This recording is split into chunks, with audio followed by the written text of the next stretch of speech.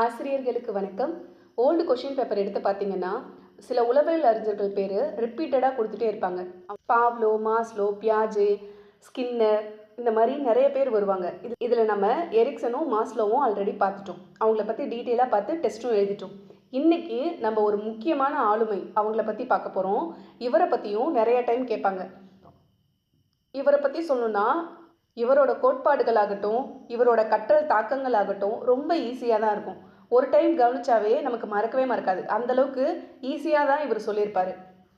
இந்த வீடியோவில் நான் உங்களுக்கு பியாஜே என்ன சொல்லியிருக்காரு, அவரோட கற்றல் கோட்பாடுகள் என்ன, அதனால கல்வியில் ஏற்படுற தாக்கங்கள் என்ன, இதை பற்றி டீட்டெயிலாக நான் உங்களுக்கு சொல்கிறேன். அது மட்டும் இல்லாமல் எக்ஸாம் பாயிண்ட் ஆஃப் வியூவில் எப்படி கொஷின் கேட்பாங்க அப்படின்றத பற்றி சொல்கிறேன்.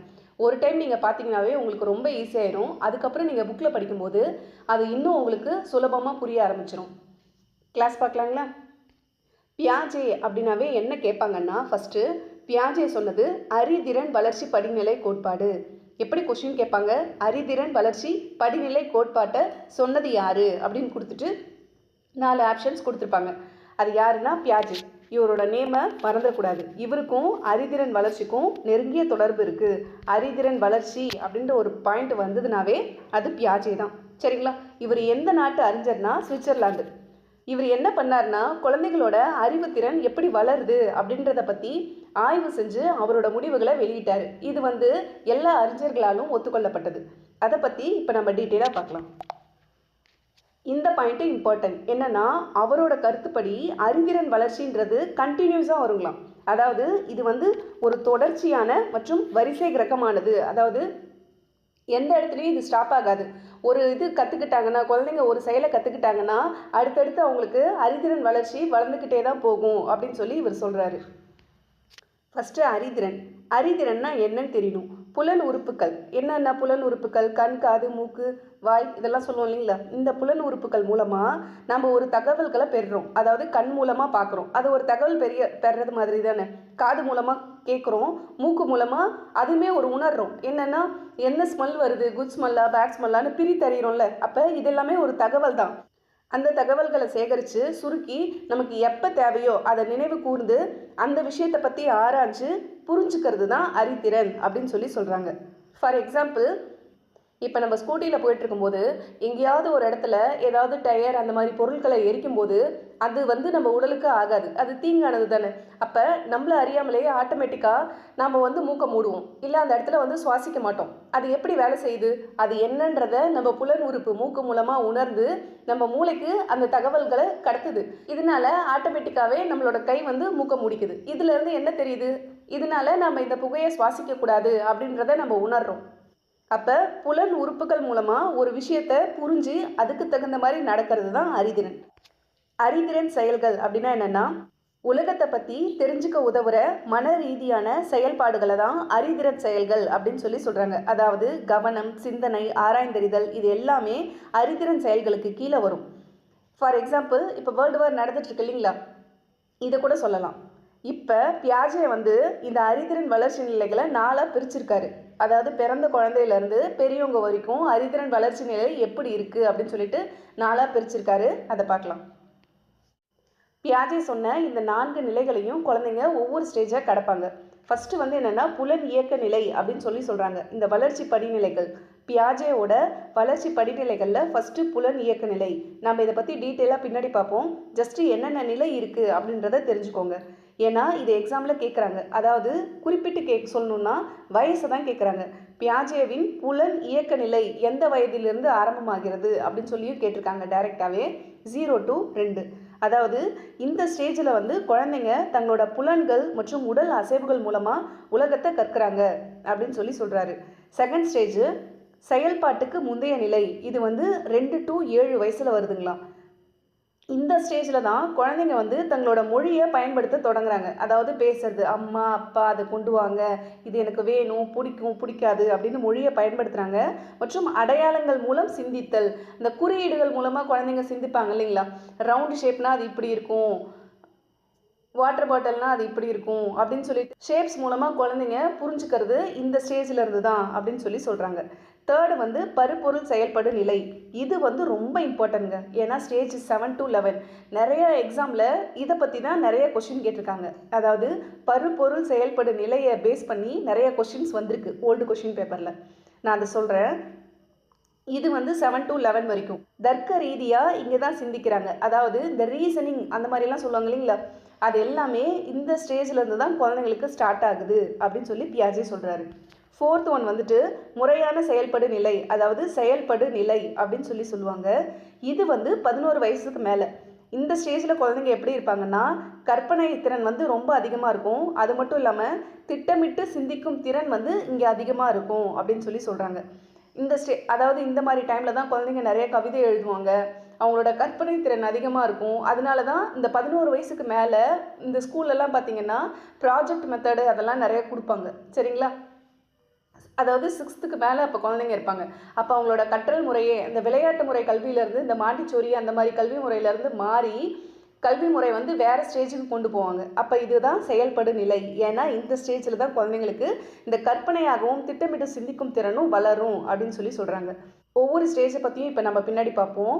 ஒரு குழந்தை வந்து வளரும்போது அது சிந்திக்கிற முறை மற்றும் புரிந்து கொள்கிற திறன் இது எப்படி படிப்படியாக வளருது, எப்படி மாறுது, பிறந்ததுலேருந்து அந்த குழந்தை வளர வளர வளர அவங்களோட சிந்தனை திறன், கற்பனை திறன், உருவாக்கும் திறன், இந்த உலகத்தை புரிஞ்சுக்கிற திறன், இது எல்லாமே மாற்றங்கள் ஏற்படும். அது எப்படி வருது அப்படின்றத பற்றி தான் பியாஜே விளக்கமாக சொல்லியிருக்காரு.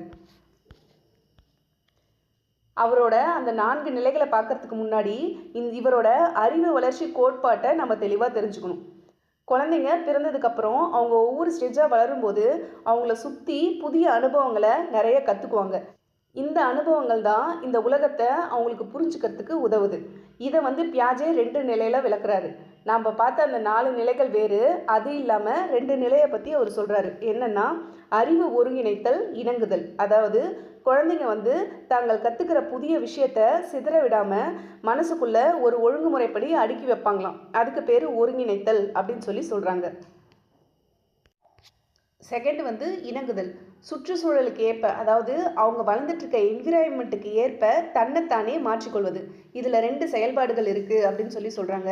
ஃபஸ்ட்டு தன்வயப்படுத்துதல், செகண்ட் வந்து பொருத்துதல் அப்படின்னு சொல்லலாம். தன்வயப்படுத்துதல்னா தனக்கு ஏற்கனவே தெரிஞ்ச ஒரு விஷயத்தை வச்சுக்கிட்டு புதிய விஷயத்தை புரிஞ்சுக்கிறதுக்கு முயற்சி பண்ணுறது. பொருத்துதல்னா புதிய சூழலுக்கு ஏற்ப தன்னோட பழைய அறிவை மாற்றி அமைச்சிக்கிறது.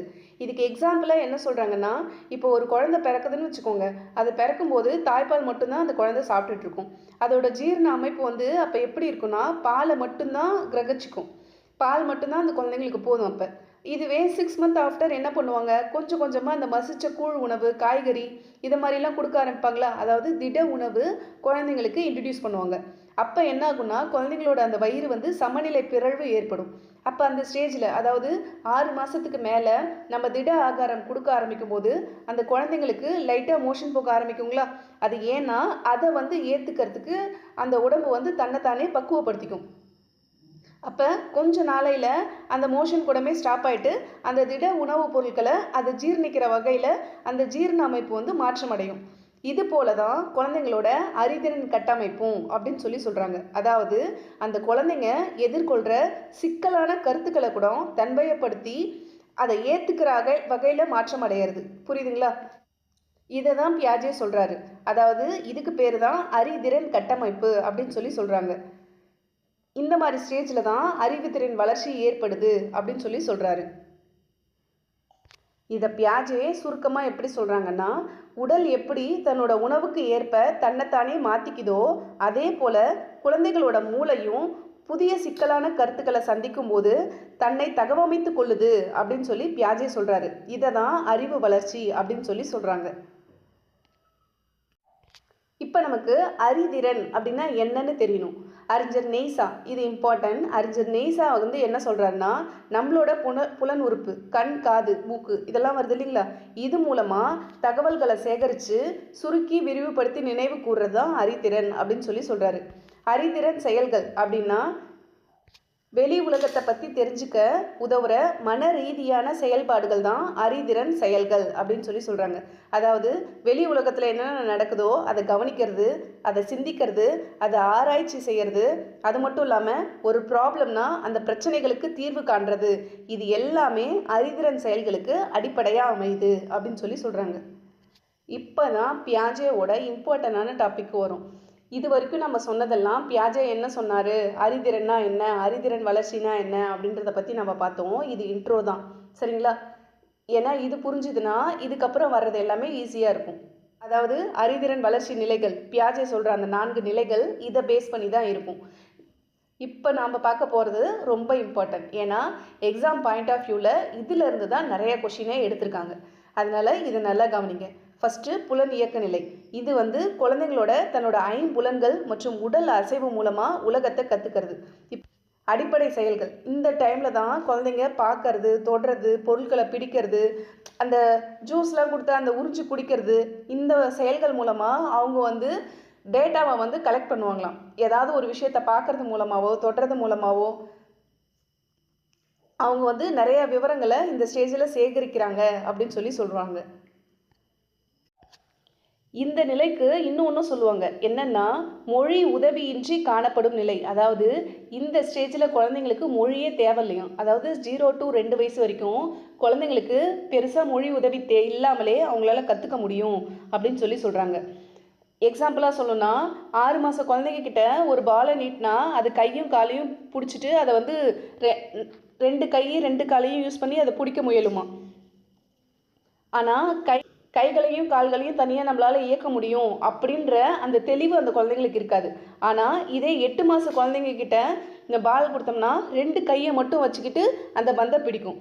இதுவே 10 மாத குழந்தைங்களுக்கு மேலேனா 2 கைகளாலையும் ஒரு சின்ன பந்தை, இதே 10 மாத குழந்தைன்னு வச்சுக்கோங்களேங்க, ஒரு பெரிய பாலை கொடுத்தா 2 கையாலையும் பிடிக்கும், ஒரு சின்ன எலுமிச்சை பழத்தை கொடுத்தா ஒரு கையால் பிடிக்கும். அப்போ அது குழந்தைங்க வளர வளர அதுங்களோட அறிதிறனும் வளருது, அறிஞ்சிக்கிற விஷயங்கள், அதாவது அந்த குழந்தைங்களுக்கு தெரிகிற விஷயங்களும் அதிகமாகுது அப்படின்னு சொல்கிறாங்க.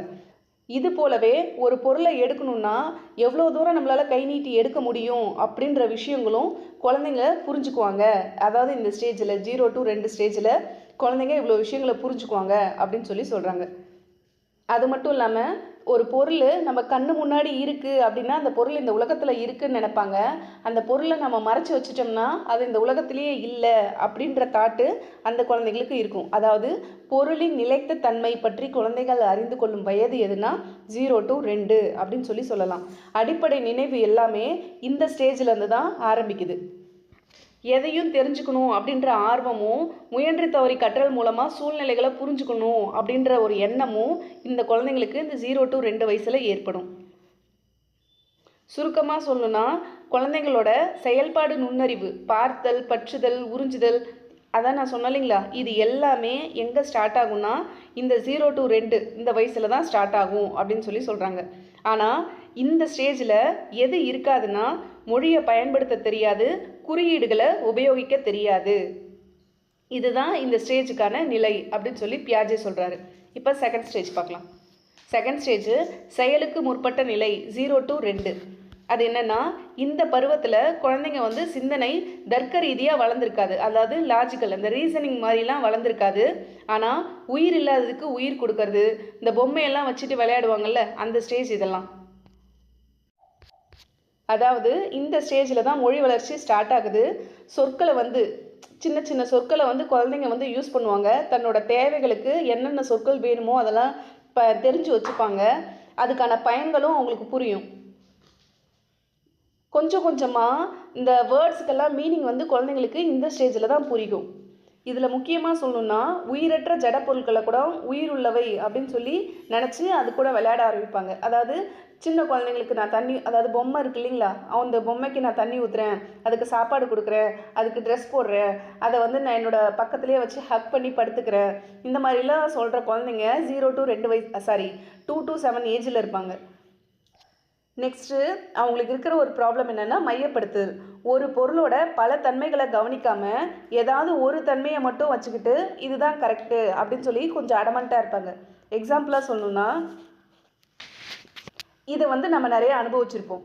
இப்போ நம்ம வீட்டில் சின்ன குழந்தைங்க ஒரு 2 வயசுலேருந்து 7 வயசு வரைக்கும் குழந்தைங்க இருந்தாங்கன்னா டம்ளர் இருக்கும். நம்ம பால் கொடுக்கறதுக்கு ஏதாவது அவங்களுக்கு பிடிச்சது ஜூஸ் ஆகட்டும் பால் ஆகட்டும் அதை கொடுக்கறதுக்கு நம்ம இந்த டம்ளர் யூஸ் பண்ணுறோன்னு வச்சுக்கோங்க. இந்த டம்ளரில் இந்த அளவுக்கு ஜூஸ் இருக்குது அப்படின்னா அதை வந்து நம்ம பாத்திரத்தில் மாற்றி கொடுக்குறோம். ஒரு எமர்ஜென்சிக்கு அந்த டம்ளர் நமக்கு தேவைப்படுது. அதனால குழந்தைக்கு வந்துட்டு ஒரு அகலமான பாத்திரத்தில் நம்ம மாற்றி தரோம்னா இந்த மாதிரி இதில் மாற்றும் போது அதோட அளவு இவ்வளோ தானே வரும். ஏன்னா இது அகலமாக இருக்குது அப்படின்னும் போது அதோட ஹைட்டு குறையுமா. ஆனால் குழந்தைங்க என்ன சொல்லுவாங்கன்னா எனக்கு இதில் தான் நிறையா இருந்துச்சு, எனக்கு டம்ளரில் தான் வேணும், நீங்கள் இந்த பாத்திரத்தில் ஊற்றி எனக்கு கம்மியாக கொடுத்துட்டீங்க, எனக்கு பாத்திரத்தை மாற்றாதீங்க, எனக்கு சின்னதாக இருக்குது கம்மியாக கொடுத்துட்டீங்க அப்படின்னு சண்டைக்கு வருவாங்களா. சண்டைக்கு வர்றதுக்கு முன்னாடி அழ ஆரம்பிச்சிருவாங்க. அப்போ பொருளோட அளவு மாறும்போது அதாவது அந்த டம்ளருக்குள்ளே இருக்கிற அளவு மாறும்போது ஈக்குவலாக தான் இருக்கும் அப்படின்றது அந்த குழந்தைங்களால புரிஞ்சுக்க முடியாது. அவங்க அந்த உயரம் அகலம்ன்றது அவங்களுக்கு தெரியாது. இங்கே இருக்கும்போது உயரத்தில் இருக்கிறது அகலமான பாத்திரத்துக்கு மாற்றும் போது உயரம் குறையும், ஏன்னா அகலம் அதிகமாக இருக்குது. அந்தளவுக்கு இந்த ஸ்டேஜில் குழந்தைங்களால யோசிக்க முடியாது. இதுதான் மாறா புரிதல் குறைபாடு, அதாவது மாறாத்தன்மை புரிதல் குறைபாடு அப்படின்னு சொல்கிறாங்க. இந்த ஸ்டேஜில் ஒரு ப்ளஸ் என்னென்னா தாய் தந்தையர் தான் சர்வ வல்லமை படைத்தவர்கள் அப்படின்னு சொல்லி நினைப்பாங்க. அது மட்டும் இல்லாமல் நம்மளை சுற்றி எல்லா இடமே நிறைஞ்சிருக்கிறவங்க தாய் தந்தை தான். அதாவது பெஸ்ட்டு ஹீரோயின் யாருன்னா நம்ம அப்பா அம்மா தான் அப்படின்னு சொல்லிட்டு நினைப்பாங்க. விதிமுறைகளை வந்து ஃபுல்லாக யூஸ் பண்ணி விளையாட தெரியாது. இந்த ஸ்டேஜில் குழந்தைங்களுக்கு ரூல்ஸை வந்து ஃபாலோ பண்ண தெரியாது. அவங்க வைக்கிறது தான் ரூல்ஸு, அவங்க சொல்கிறது தான் விளையாட்டு. அந்த மாதிரி அவங்க விளையாடுவாங்க. நெக்ஸ்ட் ஸ்டேஜ் பார்க்கலாம்.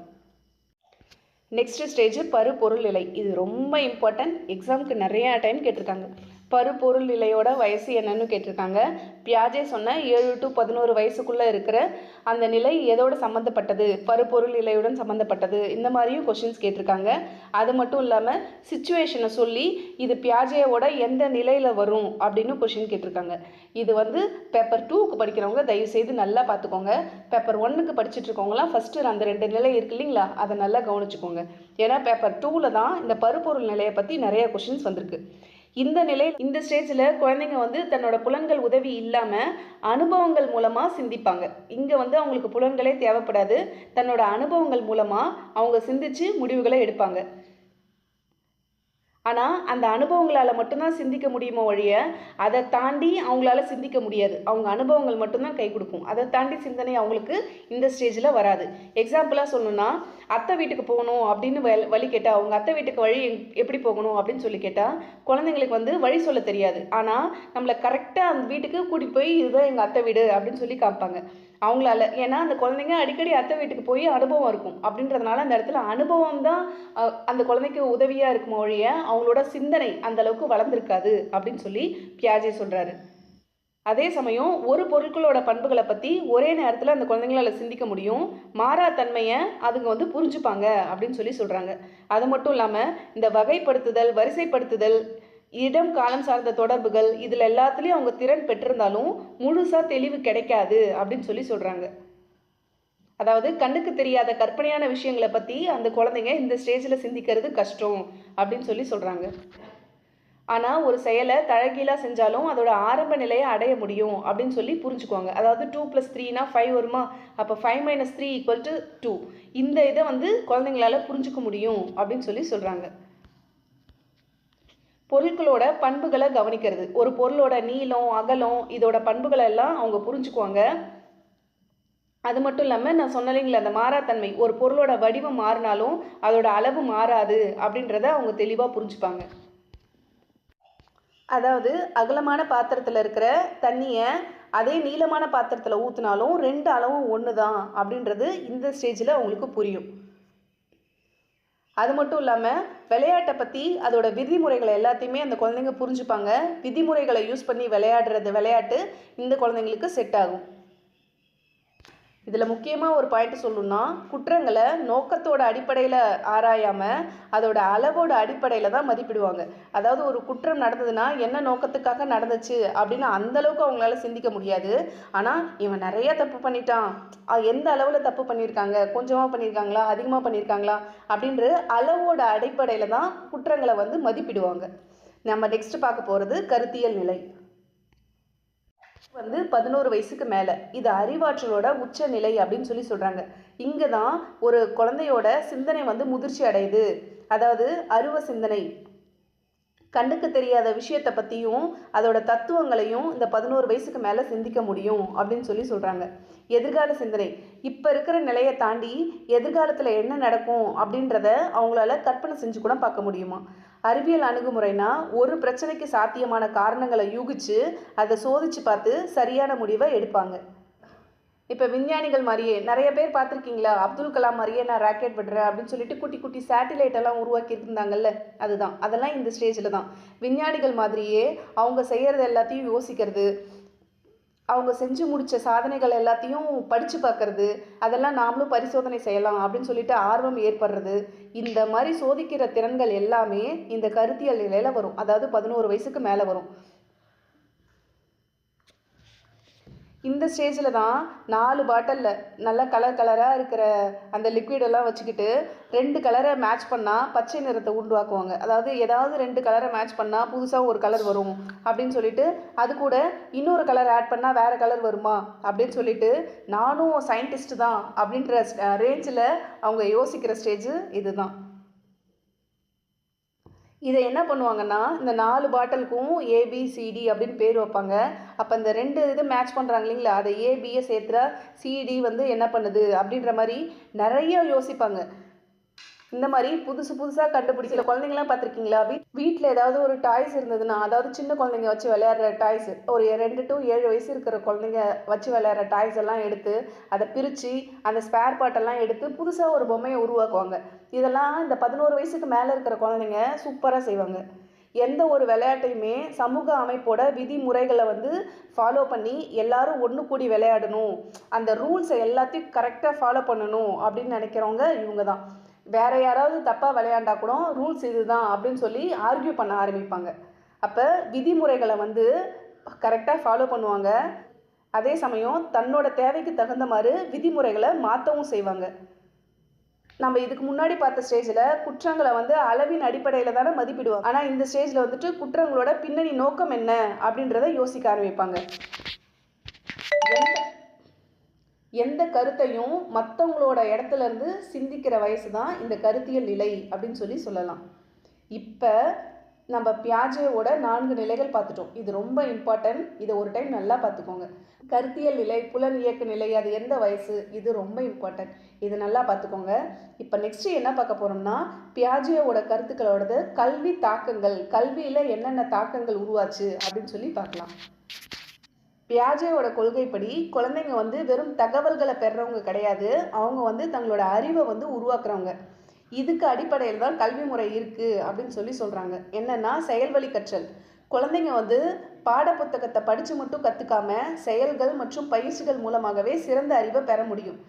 புக்ஸு மட்டும் குழந்தைங்களுக்கு ஒரு நல்ல அறிவை கொடுக்க முடியாது. செயல்கள், பயிற்சிகள், அதான இந்த ஆக்டிவிட்டி, ப்ராஜெக்ட்டு, இது மூலமாகவும் குழந்தைங்க சிறந்த அறிவை பெற முடியும் அப்படின்னு சொல்கிறாங்க. அது வந்து இதுக்கு தகுந்த மாதிரி பாடத்திட்டம் வந்து செயல்பாடுகளை அடிப்படையாக கொண்டிருக்கணும் அப்படின்னு சொல்கிறாங்க. குழந்தைங்களோட வளர்ச்சி நிலைக்கு ஏற்ற கல்வி இருக்கணுமா, அதாவது எல்லா மாணவர்களுக்கும் ஒரே மாதிரியான கற்பித்தல் முறை செட் ஆகாது.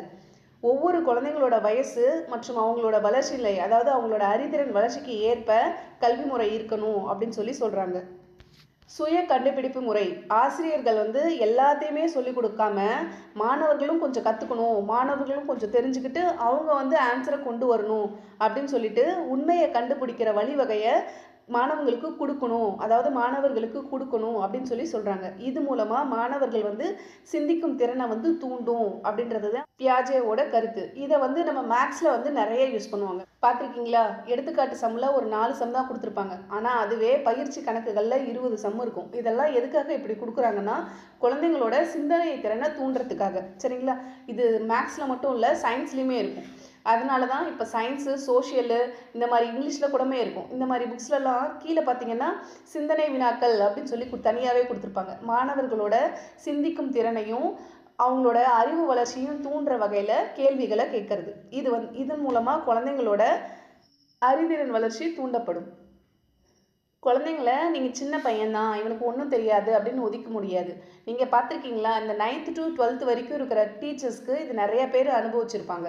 அதாவது அந்த குழந்தைங்களுக்கு வந்து அவங்களோட கற்றல் திறனே வேறு லெவலில் இருக்கும். அவங்களோட சிந்தனை ஆகட்டும், அவங்களோட செயல்கள் ஆகட்டும், நல்லா படிக்கிற பசங்களோடது டிஃப்ரெண்ட்டாகவே நமக்கு தெரியும். அது வந்து பெரியவங்களோடலேருந்து முற்றிலும் மாறுபட்டதாக இருக்கும். அவங்கெல்லாம் பார்த்தீங்கன்னா இந்த வேர்ல்டை நம்மளோட கண்ணோட்டத்திலேருந்து பார்க்க மாட்டாங்க. அவங்களுக்கு தனியாக ஒரு கண்ணோட்டம் இருக்கும். அது மூலமாக அவங்க என்ன புரிஞ்சுக்கிட்டாங்க, என்ன அனுபவம் கிடைச்சிது அப்படின்றத தான் அவங்க பார்ப்பாங்க. அதனால தான் சொல்லுவாங்க, குழந்தைங்களுக்கு ஒரு சில ஸ்பேஸ் கொடுக்கணும், அவங்களோட அறிவுத்திறனுக்கு ஏற்ற மாதிரி கற்றல் முறைகளும் மாறுபடணும் அப்படின்னு சொல்லுவாங்க. இந்த மாதிரி தான் கோர் கரிக்குலர் ஆக்டிவிட்டீஸ், அது சப்ஜெக்டை மட்டும் நடத்தாமல் விளையாட்லேயும் கலை செயல்பாடுகள், அப்புறம் இதர துணை செயல்பாடுகள் அப்படின்னா நிறைய ஆக்டிவிட்டீஸ்லாம் சொல்லுவாங்கல்ல, இந்த யோகா, கராத்தே, அதெல்லாம் நிறைய குழந்தைங்களுக்கு திறமை இருக்குது. இந்த திருக்குறள் ஒப்புவித்தல் போட்டி, மனப்பாட பகுதி, அந்த மாதிரிலாம் நிறைய வரும் இல்லைங்களா. இது எல்லாமே குழந்தைங்களோட அறிதிறன் வளர்ச்சிக்கு ரொம்ப ரொம்ப அவசியம் அப்படின்னு சொல்கிறாங்க. ஒழுக்க வளர்ச்சி இது இம்பார்ட்டன்ட். அதாவது 11 வயசு வரைக்கும் குழந்தைங்களோட ஒழுக்க வளர்ச்சி அவர்களோட செயல்களோட விளைவு தான் அப்படின்றத புரிஞ்சுக்கிட்டு அதுக்கு தகுந்த மாதிரி குழந்தைங்களுக்கு வழிகாட்டணும் அப்படின்னு சொல்கிறாங்க. சுருக்கமாக சொல்லணும்னா, மாணவர்களை வந்து கட்டாயப்படுத்தி திணிக்காமல் அவங்களோட வயசுக்கும் திறமைக்கும் ஏற்ப செயல்பாடுகள் மூலமாக அவங்களையே கற்றுக்க வைக்கிறது தான் அறிதிறன் வளர்ச்சி.